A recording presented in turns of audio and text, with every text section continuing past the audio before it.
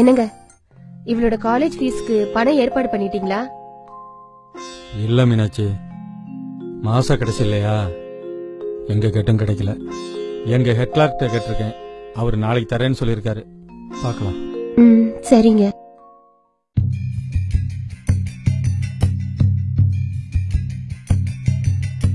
மருதையா, மருதையா. யாருங்க? இந்த ஏரியா கட்சிக்காரங்க வந்திருக்கோங்க. இந்த உட்காருங்க, இந்த வரேன். அடுத்த வீட்டுல 5 ஓட்டு இருக்கு, அதை விட்டுறக்கூடாது. பிடிச்சா ஓகே. வணக்கம், வாங்க வாங்க மருதையா. விஷயம்? எவ்வளவு அண்ணா? 3 ஓட்டுனே. ஒண்ணு இல்ல மருதையா, வரப்போற தேர்தல்ல நீங்க 3 பேரும் எங்க கட்சிக்கு தான் ஓட்டு போடணும். இந்தாமா கவரப்படி, மறக்காம எங்க கட்சிக்கு ஓட்டு போடுங்க. ஏங்க, இப்படி ஓட்டுக்கு பணம் கொடுக்கறது தப்பு இல்லையா? கும்பிடு போன தெய்வம் குறுக்க வந்த மாதிரி இவங்க பணம் கொடுக்கும்போது இவர் ஏன் இப்படி தடுக்கிறாரு? இத ஒரு அன்பளிப்பா நினைச்சீங்களா? இத வாங்கலைன்னா உங்களுக்கு தானே நஷ்டம். நாங்க குடுக்கற அந்த பணத்தை வச்சுட்டு நிம்மதியா குடும்பம் நடத்த மருதையா.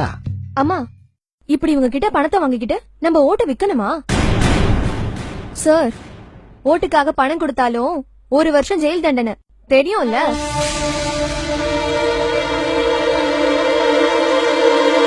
பணம் வாங்குறதும் தப்பு, கொடுக்கறதும் தப்புன்னு தினம் பேப்பர்ல படிக்கிறீங்க, டிவிலயும் காட்டுறாங்க.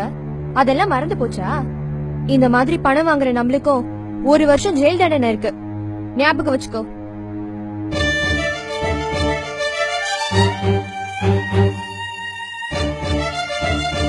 இதுல இவ்வளவு வில்லங்க இருக்கா? இது தெரியாம பணத்தை வாங்கிட்டோமே. மீனாட்சி, நாம இவங்க கொடுக்கற பணத்தை வாங்கிட்டு இவங்க சொல்ற கட்சிக்காரங்களுக்கு ஓட்டு போட்டு ஜெயிக்க வைக்கிறோம்னு வச்சுக்கோ.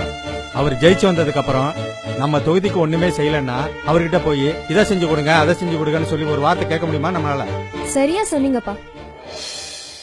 நீங்க என்ன எனக்கு சும்மா ஓட்டு போட்டீங்க? சொலையா பணத்தை வாங்கிட்டு தானே என்ன ஜெயிக்க வச்சீங்க. அப்போ உங்க தொகுதிக்கு நான் என்ன பண்ண முடியும்? ஐயோ, முதல்ல இந்த கவரை பிடிங்க. என்ன தயச்சு நின்ட்டீங்க? என் மனைவி எவ்வளவு பெரிய தப்பு செய்ய பார்த்தா தெரியுங்களா? எங்களை போல இருக்கிற ஏழைங்களுக்கும் நடுத்தரமானவங்களுக்கும் பணங்கிறது முக்கியம் தாங்க. அதுக்காக நீங்க சொல்றதுக்கெல்லாம் தலையாட்டணும்னு நினைச்சிடாதீங்க. எங்களை யார் ஆளணும்னு நாங்க ஓட்டு போட்டு நாங்க தீர்மானிச்சுக்கிறோம். நீங்க எங்களை அதிகாரம் பண்ண வேணாம்.